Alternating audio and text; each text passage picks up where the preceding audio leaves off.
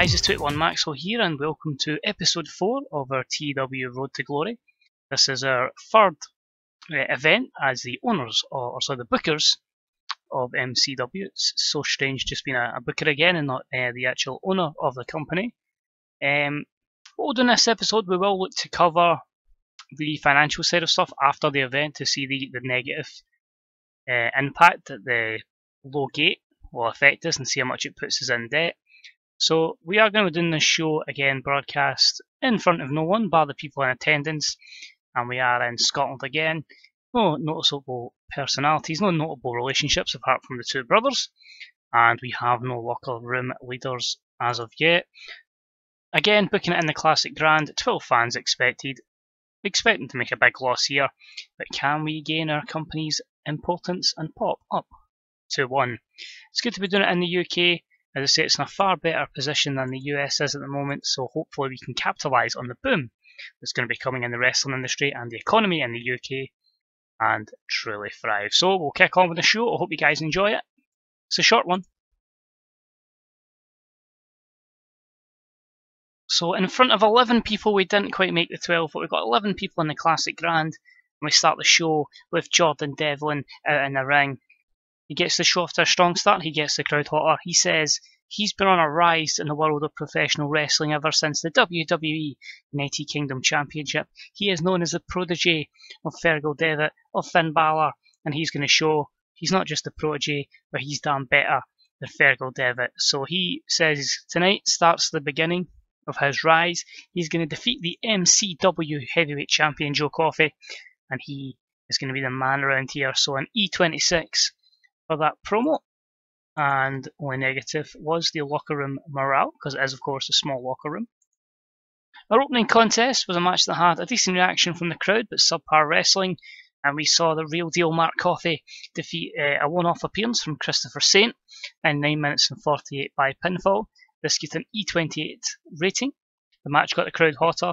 Christopher Saint bringing a 26 performance to Mark Coffey's 27, so maybe we could look at bringing Christopher Saint in more often if that's the kind of performances we're going to get, and he's improving his performance skills. A few negatives, as this was our storytelling match of the day.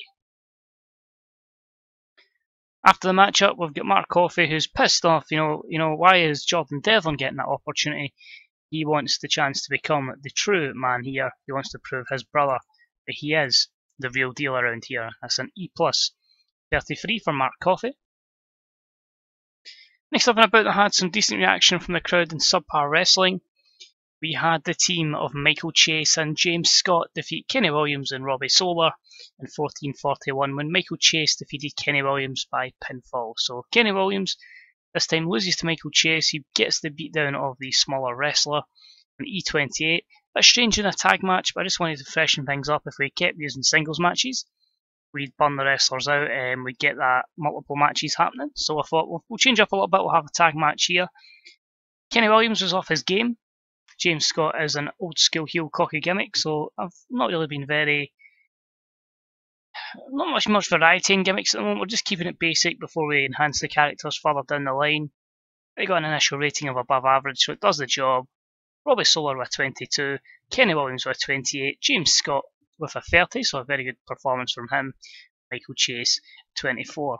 On the note of gimmicks as well, it is the first time in a long time I've been using the Who's mod, so it's going to take a bit of time getting used to his layout of gimmicks, so they're a lot different to Fleish's, so it's just really adapting to that, and where everything is the same with the angles. The angle pack is different as well, so it's just getting accommodating to new things, but all good so far.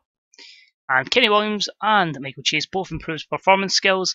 Michael Chase also improves his technical skills. Quite a few negatives there. Inconsistency and locker room morale. And it leads us to our main event. It was a decent matchup.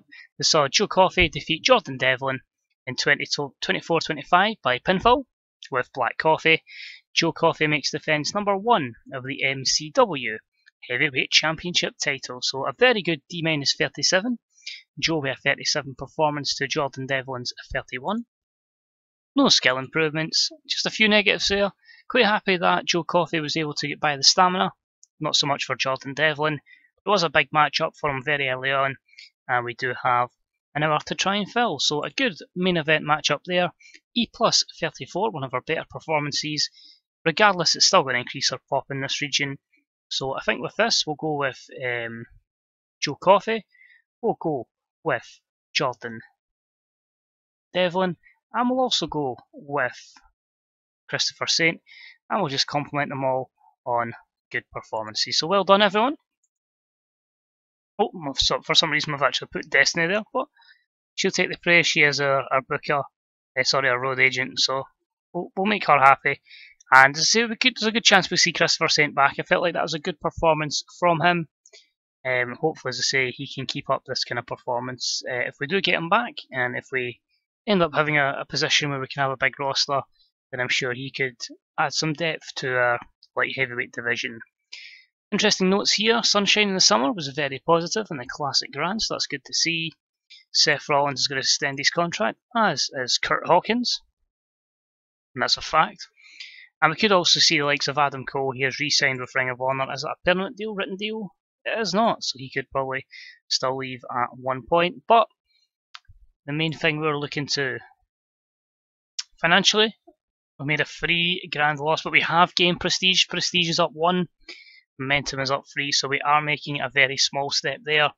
And our size is 0-1 in Scotland. We are finally on the march, so we have to try and get to 11 importance before we can move to a small company. So small steps, but we finally moved up to 0-1 in Scotland. So with that being the case, let's have a look at our finances. So we'd lost a little bit more so far this month. We'll probably end up rivaling next month because of we've got a couple of days to go in the month, so that may bring it down a little bit. But still, regardless, we're at 8.8k in debt. I'd imagine before the next event starts, we'll probably drop that down to probably about 7, maybe into the 7s. It may just be at $8,000. Ticket sales were up by 30, so that's good with the 11 fans there. So if we keep building up Scotland and do well there. Sponsorship was up by $3. Merchandise was down a little, and a good little gain from miscellaneous. Workers, though, did cost us a little bit more, which is worrying. So I think we'll try not to put everyone on the card. We'll try and limit that as much as possible. Show costs was a little bit dearer, but didn't spend as much in terms of marketing, merchandise, or production values, and the same with miscellaneous. So we'll probably drop the workers. We'll probably make someone miss out and just have 3 solo matches in the next event. But things are looking okay so far. I don't know how much financially we can go in debt before the banks will close in us, but as part of the learning curve, if any of you have got an idea, please let me know in the comments section below. Good chance the company's probably dead by the time we're watching this video. It all remains to be seen. But I say, guys, thanks as always for watching. It's deeply appreciated. Any likes, comments, subscriptions, always deeply appreciated. As I say, if you can help us out in any way with some advice on the road to glory, because I can admit I'm 100% a noob at this kind of thing, it's deeply appreciated. And what I'd like to announce as well, as I say, it's probably now a week into its run, but I'm actually starting a Twitter handle at Wrestle Alerts. We are basically going to be covering wrestling news within the industry, just putting up, thoughts and opinions, and asking for people's thoughts and opinions and well on certain things in the world of wrestling, more so the WWE. When we get to a certain amount of followers, when I feel like it's going to be beneficial to the TW community, we are going to start looking to partner up with a lot of TW YouTubers.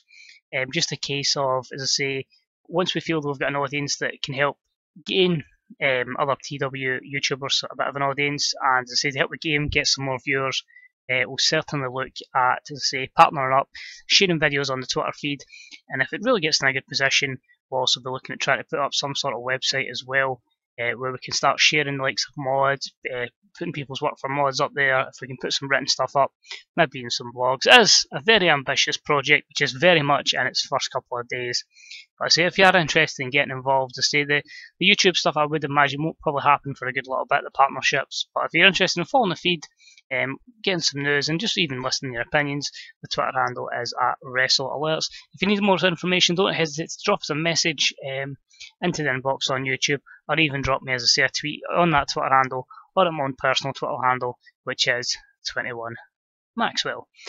As always, guys, thanks for watching. It's deeply appreciated, and hopefully I'll see you next time for the next episode.